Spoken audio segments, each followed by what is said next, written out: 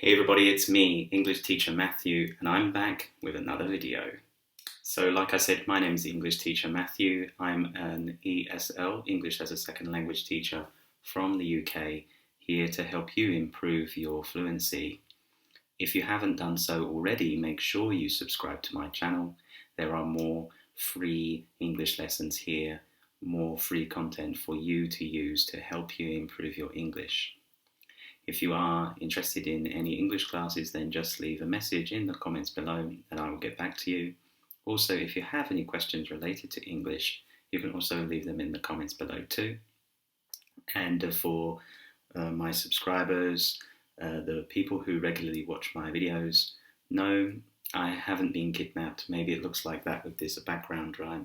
This scary background. But I haven't had a lot of time to record the videos recently, and it is currently 11 o'clock at night, and I felt like I needed to do this one today, so this one is for you guys. Anyway, I hope you enjoy it. Today we're going to talk about 10 really hard English words that are hard to pronounce. Maybe you've seen these words before and you've found them incredibly difficult to pronounce. Maybe even you look at the words and you think, WTF, how do I say that? Today, I am here to help you. So sit back, relax, and repeat after me to improve and enjoy today's video. Okay, so this first word is often pronounced wrong even by native English-born people because this word is a place name in England, in UK. It's the name of a region, and the place is Worcestershire. So repeat after me, Worcestershire, Worcestershire. It's not Worcestershire, but it's Worcestershire, Worcestershire. Have you been to Worcestershire? Do you want to go to Worcestershire? Well, if you do, go to Google and you can find out some information about Worcestershire. But let's go on to the next word. Oh. This word is for the people who like singing in groups because this word is choir. Choir. Choir. Not choir, but choir. And like I said, this is a word that we call a group of people who sing like oh, maybe in a church or a place like that. Are you a member of a choir? Tell me in the comments below. Okay, so the third word is a furry animal with a very bushy tail, a very big tail with lots of fur and hair. And this animal is a squirrel.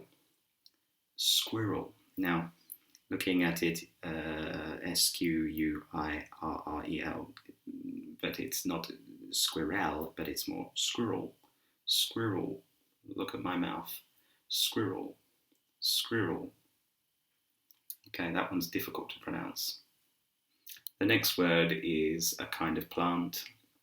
You can look it up on Google if you really want to know what kind of plant it is. But this word here is anemone. Anemone. Anemone. Anemone. The next word is a word we use to describe basically a very narrow piece of land. Maybe you see this sometimes, a very narrow piece of land, and maybe there is sea either side, for example. But how we pronounce this word here, I keep doing it wrong, but the way to pronounce this word here is isthmus. Isthmus. Isthmus. Have you ever been to an isthmus? I have never been to an isthmus, but I would like to. They look very beautiful. The next word I think you've seen before because this is an ordinal number. We use this to say not the first and not the second one, but the one who comes number 6. This is how you say 6 in Chinese with the hand, by the way, just so you know. So, yeah, sixth. Sixth. When I used to run in school, I always came 6th. 6th is not very good, really, is it? The next word is a word for an animal like this that does this, black and white. And this word is penguin. penguin, penguin.